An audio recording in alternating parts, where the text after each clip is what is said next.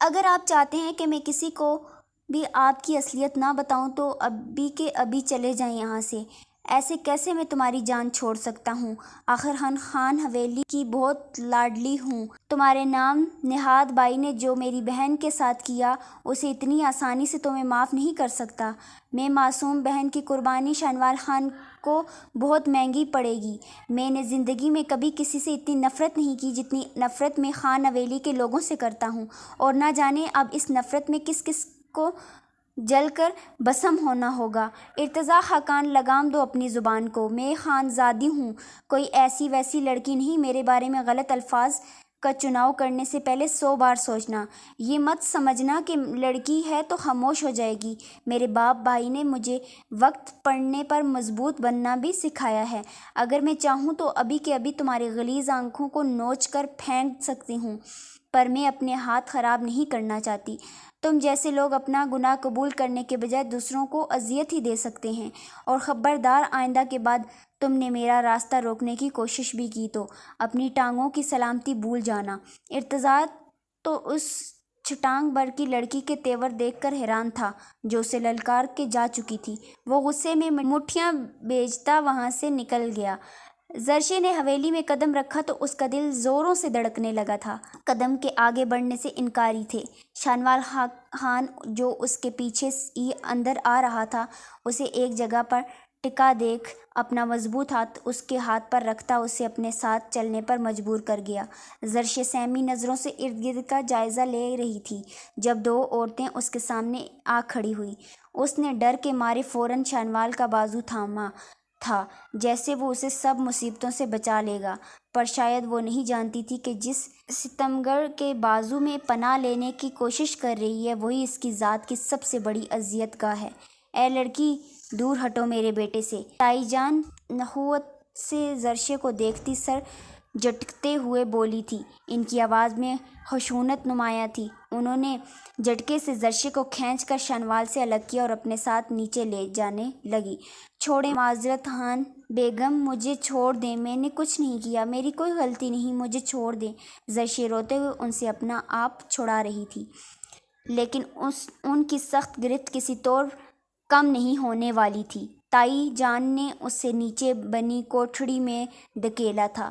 لڑکی، یاد رکھنا یہی تمہاری اصلی جگہ ہے، اور آئندہ کے بعد میرے بیٹے کے قریب بھٹکی تو اپنے انجام کی ذمہ دار تم خود ہوگی۔ تمہارا بھائی میرے ایک بیٹے کو تو مجھ سے دور کر چکا ہے، اور اب تم کیا چاہتی ہو کہ اپنی خوبصورتی کے جال میں میرے دوسرے بیٹے کو ہی پھانس لو گی؟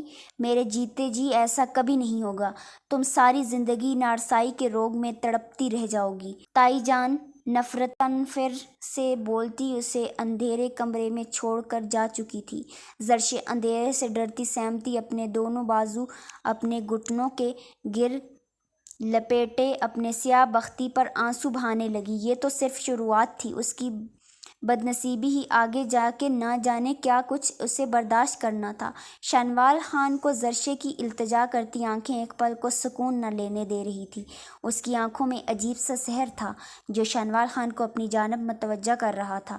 وہ چاہ کر بھی اس سائرہ کے طلسم سے خود کو نہیں بچا پا رہا تھا۔ یہ رات کا دوسرا پہر تھا جب شانوال سیاہ چادر اپنے کندھوں کے گرد لپیٹے اس کمرے کی جانب قدم بڑھانے لگا تھا جہاں زرشے بھوک پیاس سے نڈھال اپنے حواس کھو بیٹھی تھی۔ شانوال نے ایک نظر ادھر ادھر ڈالی اور آہستہ سے دروازے پر دھکیلتا اپنے بھاری بوٹوں میں مقید قدم اندر رکھ چکا تھا۔ سرخ و سفید رنگت میں کھلی زردی دیکھ شانوال خان کو اپنا آپ مجرم سا لگا۔ وہ اس لڑکی کے ساتھ کبھی ناانصافی کرنے کے حق میں نہیں تھا، لیکن اگر وہ یہ بات کسی پر ظاہر کرتا تو کوئی بھی بات سے متفق نہ ہوتا، اس لیے چاہنے نہ چاہنے کے باوجود اس کے سامنے گڑی بنی لڑکی اس کے نکاح میں تھی۔